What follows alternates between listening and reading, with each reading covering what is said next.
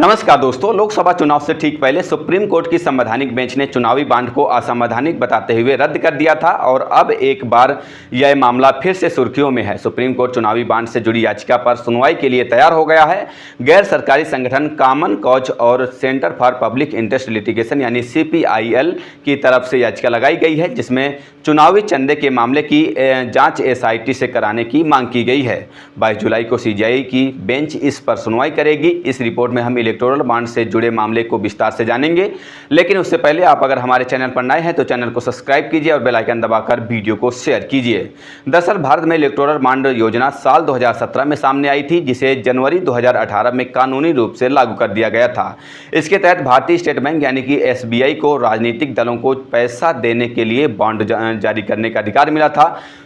SBI से कोई भी 1000, 10,000, 1 लाख, 10 लाख और 1 करोड़ में से किसी भी मूल्य के बॉन्ड खरीद सकता था और इसे उन राजनीतिक दलों को दे सकता था जिन्हें लोकसभा या फिर विधानसभा चुनाव में 1% वोट मिला हो। चुनावी बॉन्ड किसने खरीदा और किसे दिया, इसकी जानकारी सार्वजनिक नहीं की जानी थी, इसलिए जिस दिन यह योजना सामने आई उसी दिन से इसका विरोध शुरू हो गया और जो आशंका थी वह भी सच साबित हुई। चंदे के धंधे से सबसे ज़्यादा फायदा BJP को ही हुआ था, लेकिन लोकसभा चुनाव से पहले 15 फरवरी को CJI DY चंद्रचूड़ की अध्यक्षता वाली 5 जजों की संवैधानिक पीठ ने इलेक्टोरल बॉन्ड स्कीम को असंवैधानिक बता दिया था। कोर्ट ने इसे सूचना के अधिकार और अनुच्छेद 19 का उल्लंघन बताकर इसे रद्द कर दिया था। CJI DY चंद्रचूड़ ने कहा कि काले धन पर काबू पाने का एकमात्र तरीका इलेक्टोरल बॉन्ड ही नहीं हो सकता, इसके और भी कई विकल्प हैं।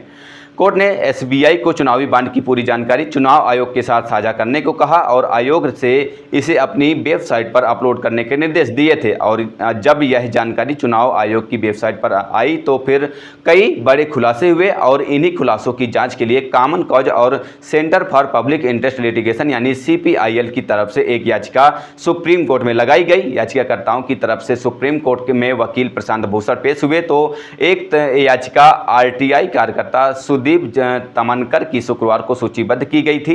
तमनकर की तरफ से पेश हुए वकील विजय हंसानिया ने सुप्रीम कोर्ट में कहा कि अगर उनकी याचिका की दूसरी याचिका के साथ 22 जुलाई को सूचीबद्ध की जाती है तो उन्हें कोई समस्या नहीं है। जवाब में CJI ने कहा कि तो फिर मामले की सुनवाई 22 जुलाई को ही होगी। CJI DY Chandrachud, justice baby Pardiwala और जस्टिस मनोज मिश्रा की बेंच इस मामले की सुनवाई करेगी। NGO की याचिका में दावा किया गया कि सुप्रीम कोर्ट के आदेश पर मार्च में जारी चुनावी बॉन्ड डाटा से पता चलता है कि इसमें से अधिकांश कारपोरेट द्वारा राजनीतिक दलों को या तो वित्तीय लाभ के लिए या फिर CBI, ED और आयकर विभाग सहित केंद्रीय एजेंसियों की कार्रवाई से बचने के लिए क्विड प्रो को यानी एक तरह से कहे कि रिश्वत के रूप में दिए गए थे।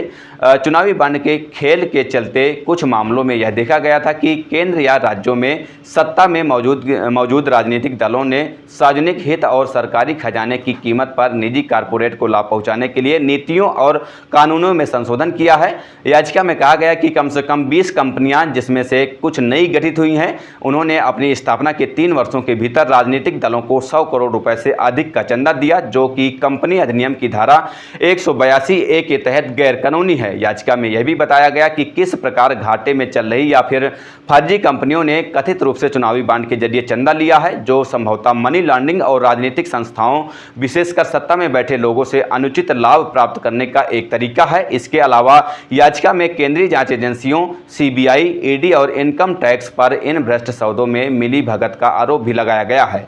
दावा किया गया है कि इन एजेंसियों की जांच के घेरे में आने वाली कंपनियों ने सत्तारूढ़ पार्टी को भारी चंदा दिया है, जो संभवतः उनकी जांच के परिणामों को प्रभावित करने के लिए है। इसे लेकर याचिकाकर्ता की तरफ से कहा गया कि मामले में लाभकारी व्यक्ति सत्ताधारी दल से है, इसलिए निष्पक्ष जांच के लिए कोर्ट की निगरानी में SIT यानी विशेष जांच दल का गठन किया जाए।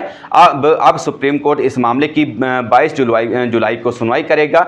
अगर कोर्ट ने SIT यानी विशेष जांच दल के गठन के आदेश दिए तो सबसे बड़ा संकट उन कंपनियों के सामने आ जाएगा जिन्होंने केंद्रीय एजेंसियों के दबाव में BJP को चंदा दिया था। बहरहाल इस खबर पर इतना ही। आगे की जो भी अपडेट होंगी हम आप तक पहुंचाते रहेंगे। फिलहाल चलते हैं, मिलते हैं किसी नई खबर के साथ। तब तक के लिए बहुत बहुत धन्यवाद। जय हिंद, जय भारत।